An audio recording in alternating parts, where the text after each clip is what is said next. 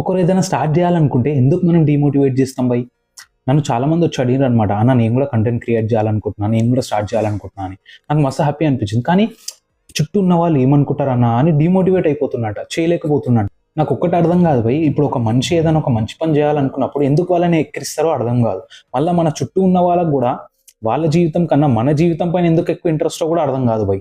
ఎవరైనా కొత్తగా స్టార్ట్ చేయాలి, ఏదైనా చేయాలి అనుకుంటే ఎంకరేజ్ చేయండి, కానీ డిస్కరేజ్ అయితే చేయకండి. ఫర్ ఎగ్జాంపుల్ నేను చెప్తా, ఇప్పుడు ఒక పర్సన్ ఉన్నాడు, కొద్దిగా లావు ఉన్నాడు, చేసినాడు, జిమ్ పోవాలనుకుంటున్నానా లేక నార్మల్గా వాకింగ్ చేస్తున్నా అని నార్మల్ చెప్పిండు.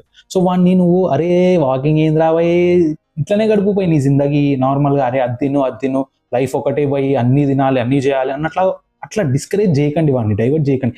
వానికి కానీ అరే అన్న వాకింగ్ చేస్తున్నావు కదా, ఎక్సర్సైజ్ చేయనా, జిమ్కి పోవానా, డైట్ కూడా మంచి ప్లాన్ చేయనా, నువ్వు నార్మల్ వాకింగ్ చేస్తున్నావు ఒక 2-3 కిలోమీటర్స్ ఎక్కువ వాకింగ్ చేయనా, ఇట్లా ఎంకరేజ్ చేస్తే, ఒక పుష్ ఇస్తే వాడిని కూడా ఒక కాన్ఫిడెన్స్ వస్తుంది కదా.